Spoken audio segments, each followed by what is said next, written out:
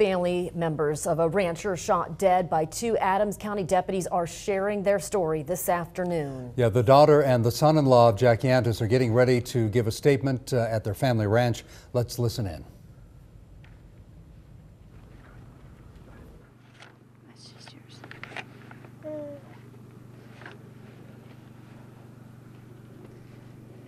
This is the exact spot right here on the road where my dad, Jack Yantis, was brutally gunned down and murdered by the Adams County deputies.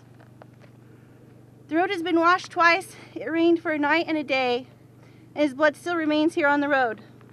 And I believe that this is where his blood is going to stay until he receives justice for this tragic and needless murder. My father did not receive any care, including medical care, prior to my arrival, and he was shot and left for dead like common roadkill. At the same time, the bull was left to suffer and bleed out inhumanely. And when asked to put down, they wouldn't do it. While my father's blood stains this pavement, the officers that murdered him are on paid leave. What has America come to? It's no longer the land of the free and the home of the brave. That's my story.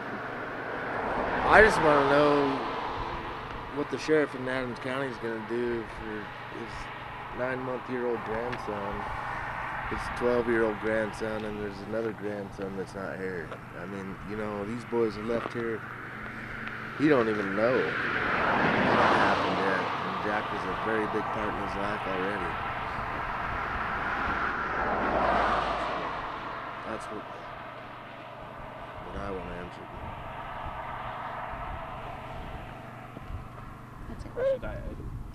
Tonight the sheriff is speaking. What do you want to hear from them? Some answers and not bullshit. Not stepping around corners, and I want a straight story. Basically, I want no lies. I don't want covering up. I just want to hear the truth. Jack would want it. Just to let it know this was a needless murder. Short and simple. You guys came upon the scene that night. Take me through. I mean, what did you see? We didn't see anything because we were stopped down there. And, we can't comment on that right now anyway. Okay. How's the family feeling? Well, they're in shock, and it's tragic. I mean, you know, we're just trying to stay close as a family and not let it tear us apart by grief and anger. How's it changed this community? Has it? I don't know yet because we've not been in town. We refuse to go there. I don't. They're continuing to conduct that press conference. Of course, we'll have for you a complete update on what was said at 5:30 on our news, but we heard some very frank talk. Yes, and we do want to apologize to our viewers right now. That is, of course, the hazard of live television. And again, we do realize this is an afternoon newscast where there are children around. Again, we want to apologize for that. We'll continue to keep an eye on that news conference. Again, family members of the rancher shot dead by two Adams County deputies are speaking out in council. Let's take a look at the events leading up to this shooting. You'll recall that Jack Yantis died on a Sunday night, November 1st.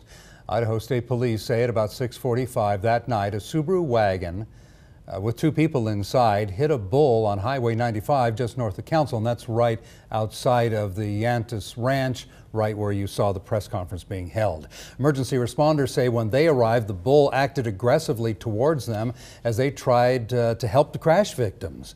Yantis, who owned the bull, later showed up with a rifle. Investigators are still piecing together what happened next. Officially, all we've been told is this, that both the deputies and the rancher all fired their weapons, and Yantis died at the scene.